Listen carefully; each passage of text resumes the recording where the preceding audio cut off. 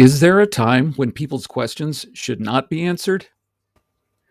Researching Charles Eugene Stewart, I ran across a paper by Tim Poyer that addresses this question. To Those Who Are Perplexed, by Tim Poirier. On March 30th, 1906, Mrs. White wrote a testimony addressed to those who are perplexed regarding the testimonies relating to the medical missionary work, Letter 120, 1906. In it, she speaks of being directed by the Lord to request those with perplexities and objections regarding the testimonies to write them out and submit them to those who desire to remove the perplexities.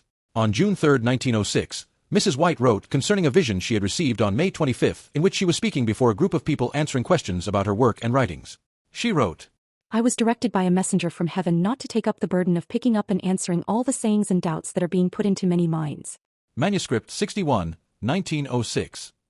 These two statements, written about 2 months apart, are cited as evidence that Mrs. White's revelations could often be quite conveniently arranged so as to protect her interests.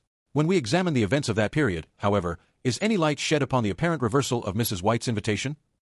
Upon receipt of Mrs. White's testimony, many individuals acted upon her request and sent their questions to her office.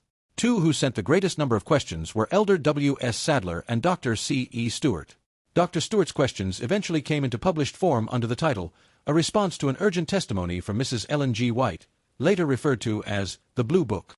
A review of Ellen White's correspondence over the next months gives evidence that she indeed took her invitation seriously. A great deal of sorting out had to be done.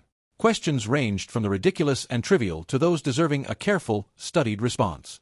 In a letter to friends written June 15, 1906, Ellen White wrote, Letters full of questions are continually crowding in upon us. If I can present to the people the facts in the case as they exist, it may save some from making shipwreck of faith. I have been sent some of the most frivolous questions in regard to the testimonies given me by the Lord. Letter 180, 1906. The White Estate files contain more than 30 letters written by Ellen White between April and October 1906, dealing with questions raised about various phases of her work. In addition to these, articles were published in the Review and Herald, see Review and Herald, July 26, August 9, August 30, and September 6, 1906. Some of the letters and statements made are here listed. Letter 170, 1906, June 13, 1906 regarding words I, we, us, etc. in the testimonies. Letter 206, 1906, June 14, 1906 regarding what is inspired, every word? Every letter. Talk, data file number 247, June 26, 1906 regarding the relationship of W. C. White to Ellen White's work. Letter 225D, June 28, 1906 regarding the title, Prophet. Letter 225, 1906, July 8, 1906 regarding the writing and sending of the testimonies. It will be noticed that all of these responses, in fact, 80% of those on file, were written after the vision of May 25, in which she was instructed not to answer all the sayings and doubts, Manuscript 61, 1906. Mrs. White again took up the question of the Chicago buildings, Manuscript 33, 1906, even though she had dealt with this matter back in 1903. Not all questions were answered by Mrs. White. Many were referred to her staff, who were directed to look up past statements on the subjects to meet the criticisms. W. C. White wrote on July 13, 1906. For several days, Brother Chrysler has been hunting up what has been written past years regarding contracts and agreements. I think he will be able to submit to Mother his collection of manuscripts early next week. W. C. White to Elder Daniels, Prescott and Irwin, July 13, 1906, WCW Letterbook 30, page 767. This was in full harmony with Mrs. White's original invitation, where she asked that It all be written out and submitted to those who desire to remove the perplexities. Letter 120, 1906. Writing to Dr. Stewart about his set of objections, W. C. White explained the reason why some questions received no personal reply from Mrs. White. But that portion of the document addressed to her, now published as the Blue Book, which takes the form of an attack upon her integrity in her work, she will refer to her brethren to answer because, for many years, she has been instructed that it is not any part of her legitimate work to answer the numerous and violent attacks which have been made upon her by her critics and the enemies of her work. W. C. White to C. E. Stewart, June 9, 1907. That had been Mrs. White's consistent attitude since the earliest days of her ministry. See Review and Herald, August 28, 1883.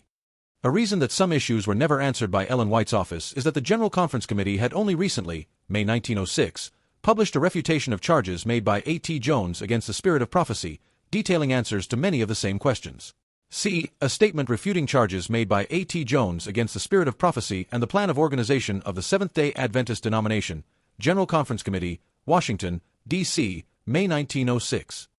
The fact that Mrs. White engaged in taking up objections after receiving the vision of May 25th indicates that that instruction did not cancel her earlier request. What then did that second vision mean? Exactly what it says. I was directed by a messenger from heaven not to take the burden of picking up and answering all the sayings and doubts that are being put into many minds.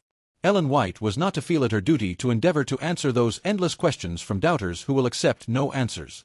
Referring to the same divine counsel, Mrs. White wrote on July 17, 1906, I am now instructed that I am not to be hindered in my work by those who engage in suppositions regarding its nature, whose minds are struggling with so many intricate problems connected with the supposed work of a prophet. My commission embraces the work of a prophet, but it does not end there. It embraces much more than the minds of those who have been sowing the seeds of unbelief can comprehend. In response to the enemy's work on human minds, I am to sow the good seed. When questions suggested by Satan arise, I will remove them if I can.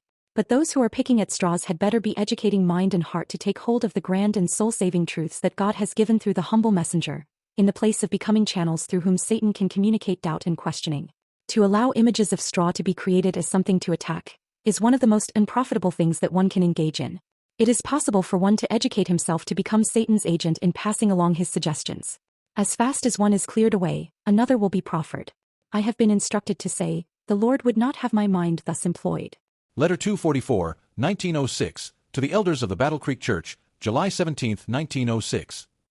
Ellen White closed her letter with a statement suggesting that the problems surrounding her work were the result of the same misconceptions regarding inspiration as exist in our day, focusing on the words rather than the message of her writings. More and more I shall present the message to the people in scripture language. Then if exception be taken by anyone, his contention must be with the Bible. For a more complete contextual discussion, see Ellen White Comes to Her Own Defense, Chapter 7 of Arthur L. White's biography of Ellen White, The Later Elmshaven Years. So when shouldn't one answer? When people are picking at straws, when they're trying to pick faults. Often the language is misunderstood instead of looking at the message. And if we look at the message, we understand that language is the servant of the message. Thanks for joining.